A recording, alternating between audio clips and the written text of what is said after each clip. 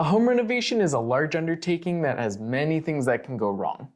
With some help from an interior designer, this video will tell you the secrets to choosing the perfect functional and beautiful lighting for your home renovation.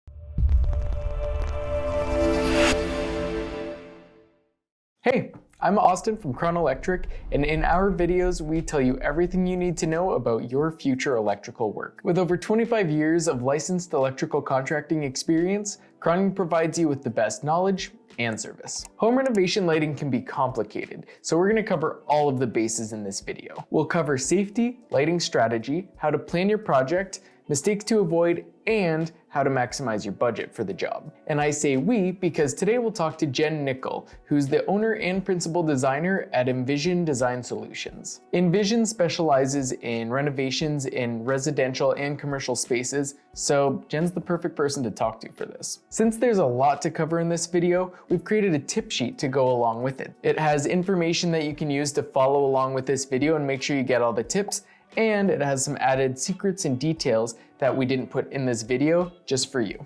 Let's get into it. First, getting help from an electrician is a wise choice. In Ontario, you can hire a licensed electrical contractor, like Kraun, who's registered with the Electrical Safety Authority of Ontario. We've put a link below for you to be able to find the right hire for your job. We totally understand that DIYers want to DIY. But there is a lot of value with hiring an electrician from a licensed electrical contractor. When you're renovating and doing any electrical work in your home, it does have to pass an electrical inspection. And having a licensed electrical contractor helping you is one of the best ways to make sure you get the right permits and making sure that the work that's completed will pass that inspection with the ESA. Not to mention, electrical work is dangerous, and having an experienced professional to help you out is definitely an asset to the job. The next thing to think about is, what is the overall strategy for using light in a space? Because it might not be as simple as you think.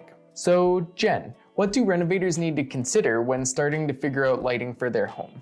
So one of the first things you want to consider with your lighting is natural lighting. First and foremost, you have to see how much natural light you're getting into your space. You want to consider the direction of the sun, the lighting that you're getting from the sun, and once you establish where those windows are, you really need to treat those windows to maximize the lighting you're getting through them. Window treating is using blinds or shades on your window to control and diffuse the light so that we are eliminating the harsh glare from the light and creating a soft, functional light that you can use in your space. Once you've established the amount of natural light in your space, then you can supplement with artificial light. Natural light really corresponds with our natural circadian rhythms, and you want your artificial lighting to do the same. It's important to keep warmer temperatures in any of the spaces that you are relaxing, eating, sleeping. Cooler temperatures are more suitable for high functioning spaces. Places where you need to increase your energy, you need to be focused, you need to be productive. The next thing you want to consider is layering 3 types of lighting throughout your space: your general lighting, your task lighting, and your accent lighting. Your general lighting is going to be your overall lighting from one space to the next, including all your traffic paths.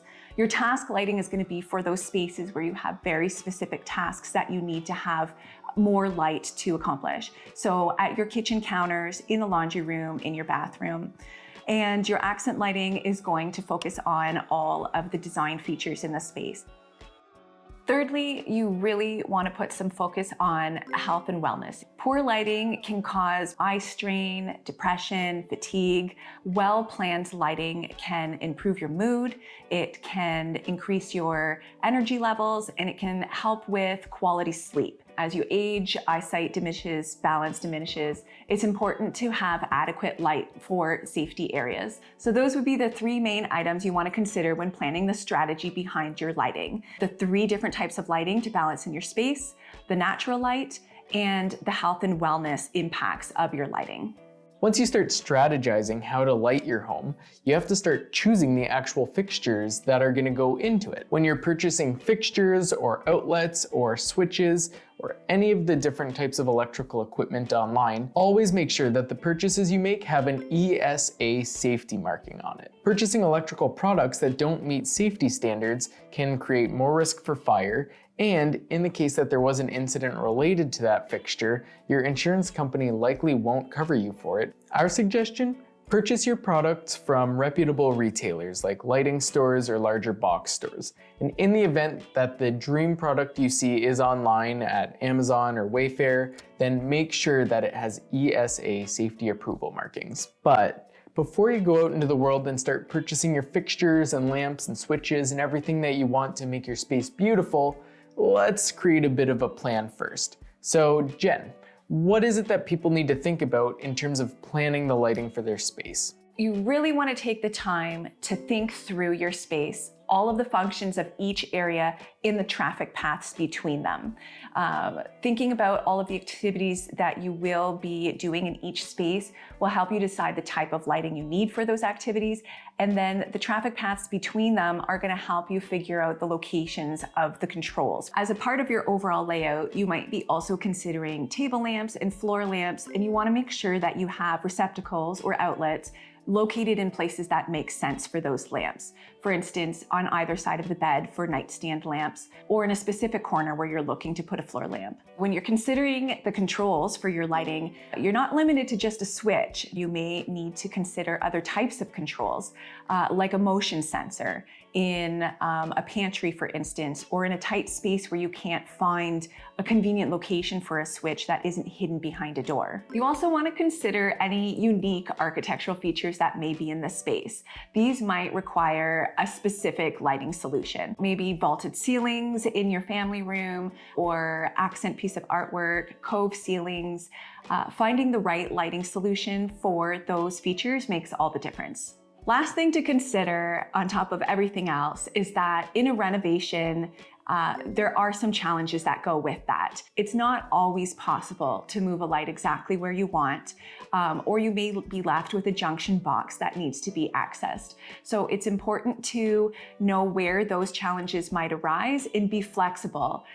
You sometimes won't be able to get a complete answer until you open up the walls to see where the wiring is running. So you need to plan for how you're going to use the space, how you're going to light the space, and you can't forget to be flexible because sometimes things just don't work how you want them to. But that's all part of planning and understanding what you're doing before you start ripping walls apart. Speaking of ripping walls apart before planning, that can be a pretty big mistake. So Jen, because you've done tons of renovations in the past, what are some of the major mistakes that you see with other people who are doing their own home renovations with their lighting? Some of the most common mistakes I see people making with their lighting is not having enough lighting in the space, not using dimmer switches, mixing and matching the light and cool temperatures within one space or even within one fixture, and choosing all fixtures from one series so that they're all too matchy-matchy in the space. We want to have some variety to create an interesting design. Yeah, we don't like matchy-matchy either. But perhaps some people need to be a bit more matchy-matchy because that helps them fit their budget. So what are some of the ways that people can maximize their budget and still have beautiful and functional lighting in their home? So here are a few tips for considering the cost of lighting in your renovation.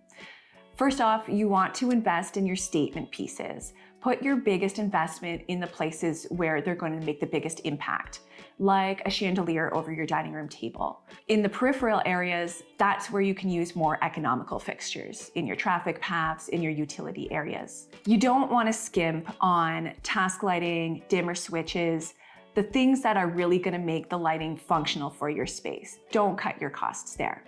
If budget becomes an issue, consider using economical fixtures to begin with and switching them out down the road when you're ready to make that investment. If you have all the infrastructure in place, then you'll have everything you need to make that upgrade at a later time. And if you're planning to grow into that space, then that's the perfect way to do it. So thank you, Jen, for all of your amazing wisdom and tips. And just as a reminder, because there's a lot of information covered here, we've created a downloadable tip sheet that you can access in the description down below. It has all of the information from this video, plus a couple extra bonus tips because you deserve it. So I'm Austin from Kraun Electric. And I'm Jen from INVISION Design.